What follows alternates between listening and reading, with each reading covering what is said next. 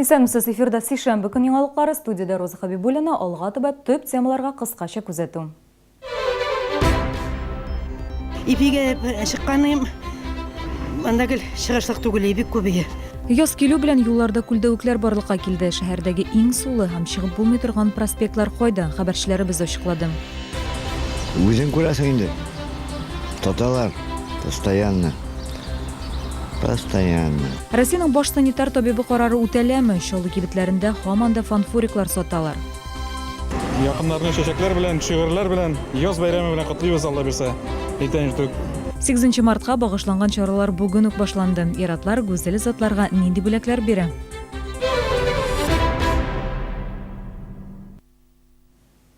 Бүген термометр баганасы 2 градус җылыны күрсәтә. Кар актив рәвештә эри башлады. Шәһәрдә урыны белән зур күлдәвекләр хасил булды. Төп проспектларда һәм ишек алларында кар боткасы су.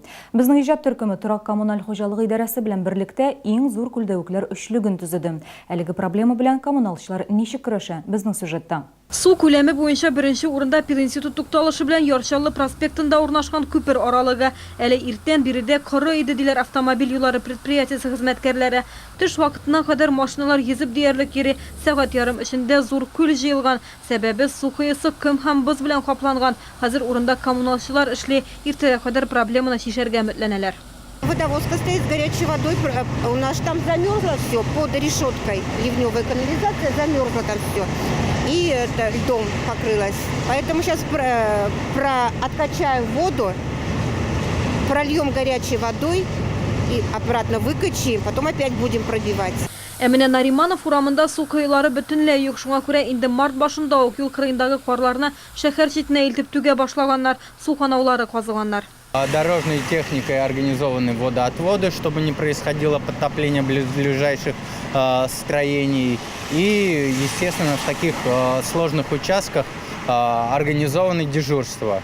То есть при создании каких-то критических моментов немедленно сюда направляются дополнительные силы и проблема устраняется. Тәүлек дәвамында эшләгәнгә күрә генә элеватор тавындагы территория безнең рейтингның 3нче урынында. Әле кичә генә җәяүлеләр юл аша чыга алмаган. Карларны түгеп, канаулар ерганнан соң, суны суыртканнан соң гына хәлләр җайланган. Сүз уңаеннан бер цистерна 6 куб су сыйдыра. Көне буе менә эшлиләр, иртә белән үк бирелә. Эшлиләрне алар. Кичә ничек йөреп булайдымы моннан? Юк, ипиге чыкканым, анда гел чыгышлык түгел, бик күбие. Су. Бүген Аллага шөкер, рәтләнде. Әлеге 3 участокны коммуналчылар айрым контрольдә тота. Быел су кыйларын тәртиптә тотуга һәм төзекләндерүгә 25 миллион сумга якын акча бүленгән. Былтыр әлеге сумма азрак иде. Ремонт эшләренә яз азагында кирешергә тиешләр. Гүзәл Шихапова, Ленар Султанов, яңалыклар. Чаллы төзү оешмасы этләрне урамда йөртү мәйданчыгы төзергә планлаштыра. Әлегә бу фикер проект тагына. Беренче шундый мәйданчык 2 елдан соң 64нче микрорайонда барлыкка килергә мөмкин. Бүгенге көндә шәһәрдәшләребез этләрен ишек алларында йөртергә мәҗбүрләр. Вот каждое утро такая картина, то что приходится обходить автомобили, где-то лужи, и место для прогулки, к сожалению, в нашем городе не предусмотрено для собак. Павел күптән түгел генә эт асрый башлаган. Тифани кушаматлы дүрт аяклы дустына көн сайын ким дигәндә 3 тапкыр урамга чыгып кергә кирәк. Эт әле яшь тиз генә өйгә керәсе килми, теләсә кайда йөртергә дә ярамый. Шәһәр халкы этле кешеләрне бик яратып бетерми. Павел эт алганчы мондый кыенлыклар барлыкка килер дип уйламадым ди. Ищешь газоны, где-то какие-то площадки, приходится что-то вытаптывать зимой в снегу. С соседям приходится проблему решать тем, что мы со собой убираем экскременты собаки и так далее. Этле кешеләрне яратмаган шәһәрдәшләрне дә аңларга була. Алар да үзләренчә хаклы. Әйтик, ата-аналар этләр аркасында балаларга уйнарга урын юк. Бүтән уен мәйданчыкларында да эт калдыклары аунап ята дип зарлана. Ребенок же он не знает, что это экскременты. Он лезет, все равно марается. Да вот плохо, что собакам разрешают везде, как говорится, гадить. Вот нет у нас такой культуры нормальной, что вот раз ты имеешь собаку, ходи за ней и собирай, как вот показывают на Западе. Бүгенге көндә шәһәрдә этләрне өйрәтү өчен махсус урын гына бар. Ул орган залы артында урнашкан. Хайваннарны биредә төрле буйруклар үтәргә өйрәтәләр. Хуҗалары этләре артыннан үзләре җыештыра, калдыкларын махсус чүп савытына ташлый. Белгечләр башка мәйданчыкларда да шулай оештырылырга тиеш ди. Они должны быть в каждом микрорайоне, да, их как минимум должны быть у нас комплексы, да, пару штук в каждом комплексе. Они должны содержаться управляющей компанией. Опять же, следить за чистотой, подсеивать траву туда, да, вывозить этот мусор с площадки. То есть в любом случае это все прерогатива управляющей компании. Точно так же, как сейчас это делается с детскими площадками, со спортивными площадками, которые сегодня уже абсолютно естественно в городе есть в каждом дворе. Әмма мондый майданчыклар төзү әлегә ниятдә генә кала. Этләр өчен махсус территориялар 2018 елда 64 микрорайонда барлыкка килер дип ниятләнә. Аның популярлыгы һәм кирәклеге бары шул вакытта гына ачыкланачак. Райнур Агламетдинов, Роза Хабибуллина, Ксения Антонова, Сергей Вильданов, яңалыклар. Казандагы шәхси йортта 3 ирадның үле гәүдәсен табалар. Алдын фаразлау буенча алар суррогат алкоголь кулланган. Шул арада Чаллыда фанфуриклар сатуны дәвам итәләр. Исегезгә төшерәм, Иркутск өлкәсендәге фаҗигадан соң Россиянең баш санитар табибы составында спиртлы булган лосьоннарны сатуны тыйды. Карар март азагына кадәр гамәлдә әлеге документ кабул ителгәч, ялган алкоголь базарында вазгыять үзгәрдеме? Гүзәл Шахапова ачыклады. Ну, спирт содержащий 30. Дайте, пожалуйста, один. Әлеге Алашык шәһәр үзәгендә урнашкан бирегә махсус катлау кешеләре еш-йөри, алкоголь инспекциясы белгечләре дә тикшерүләр белән килә. Мисал өчен февральдә биредә 280 флакон спиртлы эчемлекне сатудан алганнар. Бу 28 литр дигән сүз. Һәр шешә 30 сум тора. Без әле генә 1-16 адресы буенча урнашкан кибеттә составында 95% спирт булган сыекча сатып алдык. Димәк, эшмәкәр Россиянең баш санитар табибы карарын үтәми. 24 январда басылган Россия хөкүмәте карары нигезендә составында спирт булган азык-төлек булып танылмаган продукцияны сату тыела дип язылган. Әлеге карарның нәтиҗәләре Чаллыда сизелә. Мисал өчен күпләп сату нокталарында фанфуриклар юкка чыга башлаган, әмма вак сәүдә нокталарында һаман да бар әле. В ходе контрольных мероприятий по городу Набережные Челны выявлено 9 фактов реализации спиртосодержащей продукции двойного назначения из мелких торговых сетей. И таким образом изъято порядка 77 литров спиртосодержащей продукции двойного назначения. Это значит 770 флаконов. Шәһәрдәшләр үзләре дә закон бозу очракларының шаһиты була. Күрше бинада фанфуриклар сатуга барысы да каршы. Үзең күрәсең инде. Тоталар постоянно.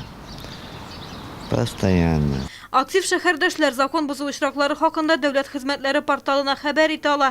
Әгәр хәбәрләре дөреслеккә туры килсә, инспекция моның өчен акча түли. 2 ай эчендә зарланулар саны 2016 ел буенча кабул ителгән хатларны куып тоткан. Көрәш әле дә дәвам итә. Гүзәл Шихапова, Сергей Вильданов, яңалыклар. Шәһәрдә 147 йортны яңартып кору эшләре башланды. Моның өчен миллиард сумнан артык акча бүлеп бирелгән. Капиталь ремонт эшләре беренче чиратта яшәүчеләр иң күп зарланган йортларда алып барыла. Әмма халык барыбер канәгать түгел. Ни өчен? Сәбәпләрен журналистларыбыз ачыклады. Капиталь ремонт насип булганнар исемлегендә 4704 санлы йортта бар. Монда яшәүче халык инде күптән зарлана. Диварлардан салкын үрә, подъезд эшләре суык, җылылык турбалары тикшелгән. Эшчеләр буларның барысын да төзәтергә планлаштыра. Хәзерге вакытта алар стоякларны алыштыру белән мәшгульләр. Мы меняли трубы отопления сами. Ну а теперь сделали эти лучше, потому что на стыках не будут протекать. Яшәүчеләрнең күбесе төп җылылык канализация турбаларын алыштыруга каршы килгән. Надо было сначала менять канализацию. Вот у всех чугунные трубы, они все прогнили уже. Кайбер йортларда канализация турбаларының әлегә яраклылык вакыты чыкмаган. Шуңа күрә алар канун буенча капиталь ремонт программасына туры килмиләр. Турбалар чынлыкта искергән, урыны белән черегән. Мондый чиракта яшәүчеләргә йорт өчен җаваплы затлар ярдәмгә килә. Сменили, я говорю, сменили, но диаметр труб не совпадает, и поэтому герметичности не будет. Берете на себя ответственность? Нет. Ну все, значит меняем, все. Люди соглашались, и все нормально. Төп җылылык турбалары, канализация һәм аш бүлмәләрендәге стояклар йортның гомуми милке санала. Әмма алар шәхси фатир эчендә урнашканнар. Күпчелек яшәүчеләр әлеге турбаларны алыштырырга теләми. Канун буенча алар моңа комачаулык тудырга тиеш түгелләр. Әгәр каршы килсәләр, подрядчыларның фатир хуҗаларын судка бирү хокукы бар. Есть такие прецеденты, то, что квартиры отказываются. В таких случаях мы обязательно тоже составляем акт об отказании услуг жилец должен расписаться, то есть таким образом он берет на себя ответственность, если что-то случается с трубой, если система выбивается из общего сбоя, то в этом уже будет виноват сам жилец. Быйыл Татарстанда капиталь ремонт белән шөгыльләнүче подрядчы оешмалар өчен дә таләпләр кырысланды. 3 еллык эш тәҗрибәсе булган, кредитларын һәм салымнарын вакытында түләгән оешмаларга гына капиталь ремонт уздыру хокукы бирелә. Бу җирле халык өчен дә әһәмиятле. Подрядчылар никадәр сыйфатлырак эшләсәләр, шул хәтле яхшырак. Райнур Әгләметдинов, Луиза Сафуан, Ленар Султанов, яңалыклар. Киләсе елларда Чаллыда ярминкәләр эшли башлый. 16 апрельгә кадәр 3 урында азык-төлек белән сәүдә итәчәкләр. Фермерлар Галиаскар Камал бульварында, Төзүчеләр мәйданы янында, Тукай яр буенда һәм Южный агросәнәгать комплексында экологик чиста продукция тәкъдим итәчәк. Ярминкәләр шимбә һәм якшәмбе иртәнге 8-дән көндезге 3-кә кадәр эшләячәк. Халыкара хатын-кызлар көне уңайыннан Сара Садыхова исемендәге концертлар залында бәйрәм чарасы узды. Гүзәл затларны шәһәр мэры Ноэль Мәхтиев котлады. Сәхнәдән бар тик хатын-кызларга, әбиләргә, әниләргә, кызларга багышланган матур җырлар гына яңгырады.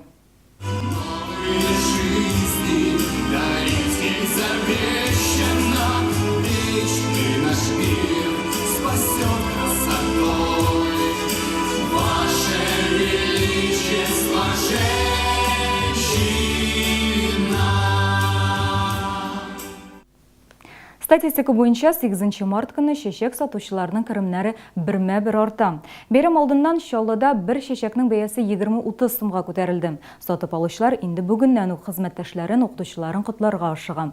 Әмма иң күп сатып алучы иртәгә булыр дип көтелә. Якыннарга 8 мартка нәрсә бүләк итәргә мөмкин? Шәһәрдәшләр киңәшен тыңлыйк. Вот идут цветы покупать за угол. Якыннарны чәчәкләр белән, шигырьләр белән, яз бәйрәме белән котлыйбыз, Алла бирсә. Я купил своей маме цветы и духи, а девушке купил также духи. На торте тюльпан, чечек, торт, где чистало. Ну, наверное, как всегда, цветами, коробка конфет. Ну и по желанию наших любимых девушек, мам, бабушек, все, что захотим, как бы для них сделать приятного, то и сделаем. Бездә барлык хатын-кызларны, әниләрне, әбиләрне, кызларны якынлашып килүче яз бәйрәме белән котлыйбыз. Шундый ук гүзәл һәм сөйкемле булып калыгыз, сау булыгыз.